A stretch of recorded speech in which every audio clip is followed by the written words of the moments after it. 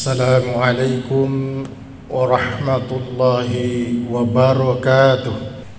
Alhamdulillahi rabbil alamin, wal aqibatu lil muttaqin, wala udwana illa 'alal zalimin.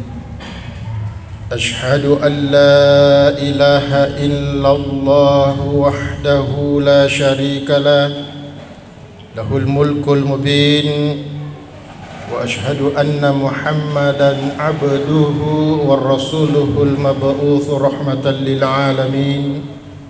Allahumma salli wa sallim wa barik ala asyrafil anbiya'i wal mursalin Sayyidina Muhammadin wa ala alihi wa ashabihi wa man tabi'ahu bi ihsanin ila yaumiddin. Amma ba'du, fa ya ibadallah, ittaqullaha haqqa tuqatih wa la tamutunna illa wa antum muslimun.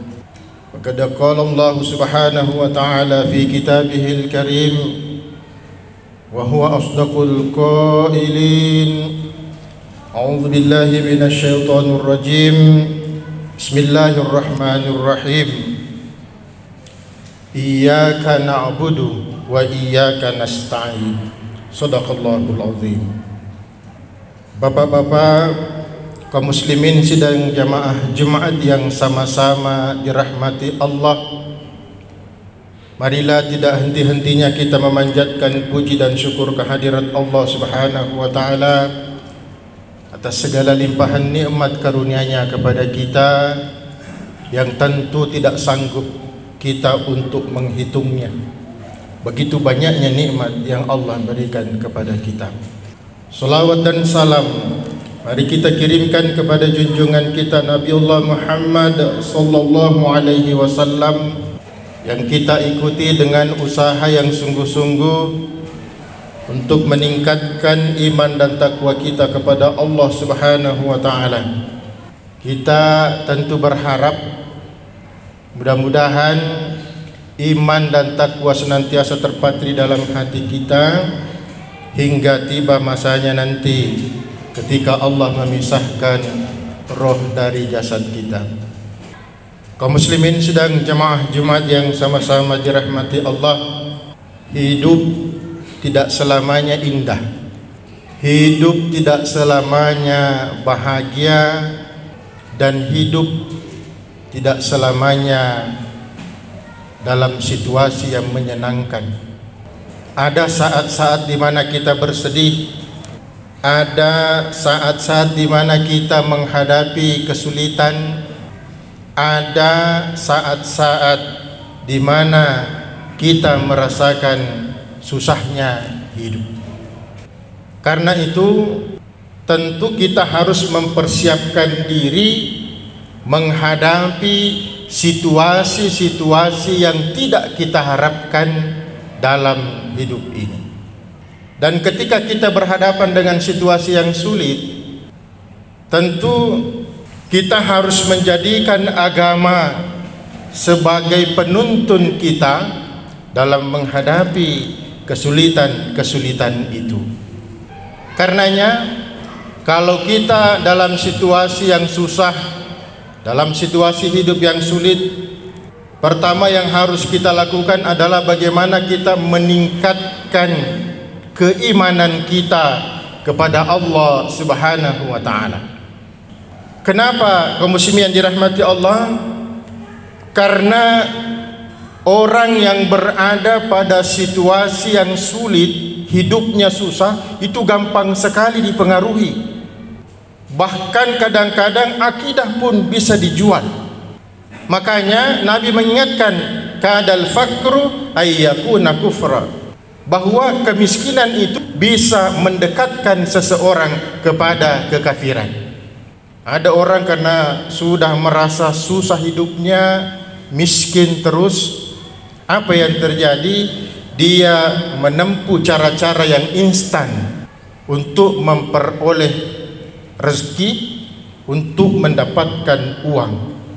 Sehingga ada yang bersekutu dengan makhluk-makhluk yang lain sehingga didapatkanlah kekayaan.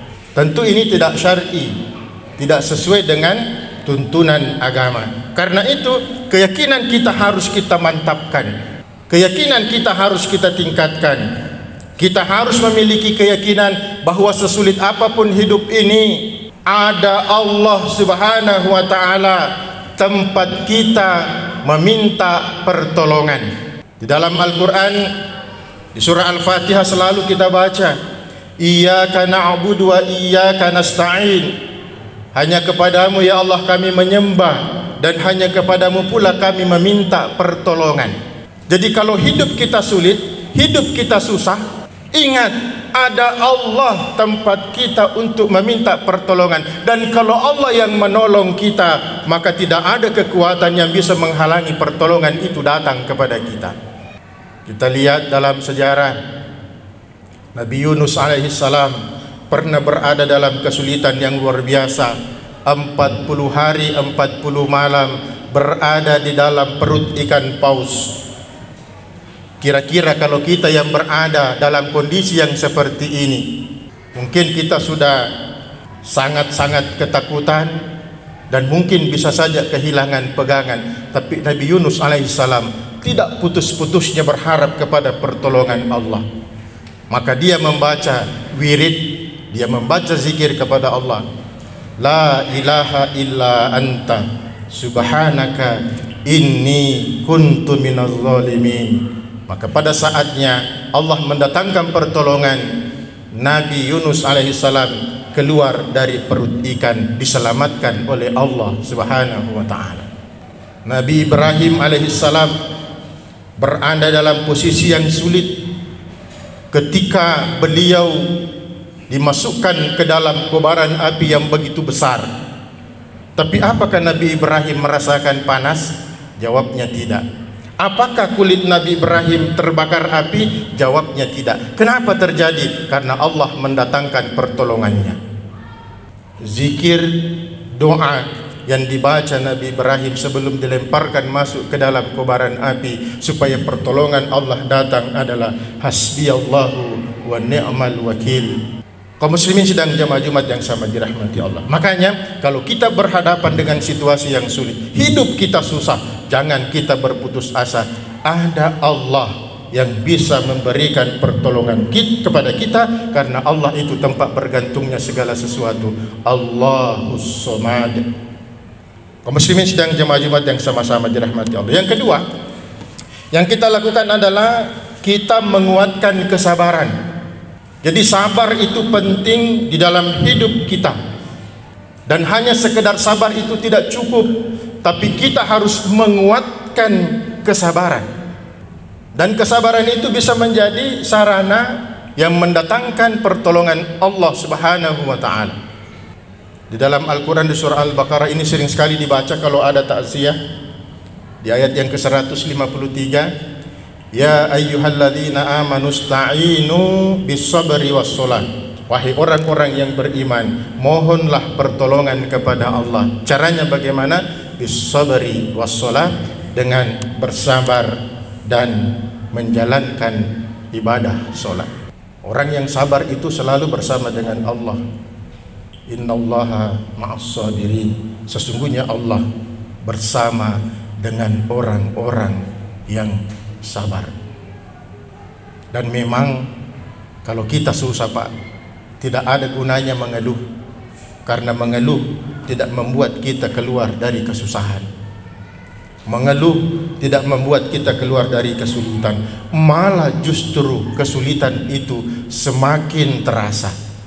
Tapi kalau kita bersabar, dan dalam kesabaran itu kita memohon pertolongan kepada Allah melalui solat, maka bisa dipastikan pertolongan Allah pasti akan datang kepada kita. Makanya kalau kita dalam situasi yang sulit, yang susah, maka bersabarlah.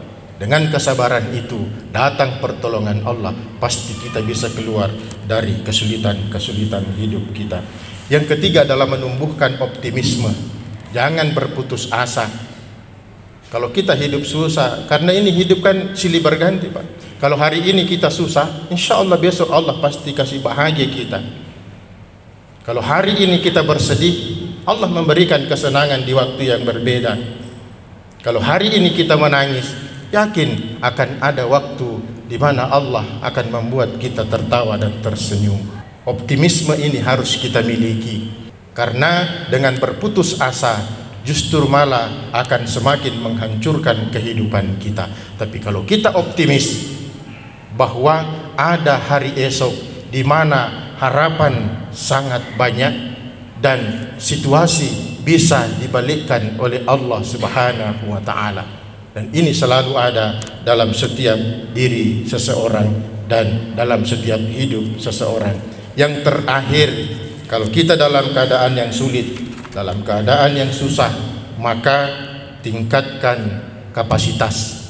Yang saya maksudkan di sini adalah kita harus banyak berbenah, kita harus banyak belajar, menjadikan kesulitan hidup sebagai ladang bagi kita agar semakin tahu bahwa hidup ini memang ternyata butuh ilmu. Hidup ini butuh keterampilan. Orang yang ilmunya tinggi, orang yang banyak mengetahui sesuatu, maka hidupnya akan menjadi mudah. Orang yang punya banyak keterampilan, kemanapun dia pergi, dia bisa mendapatkan rezeki dari Allah Subhanahu wa ta'ala. Tapi kalau sebaliknya yang terjadi, kita bodoh, kemudian tidak punya keterampilan, maka kemanapun kita pergi, bisa saja kita menjadi beban bagi orang lain.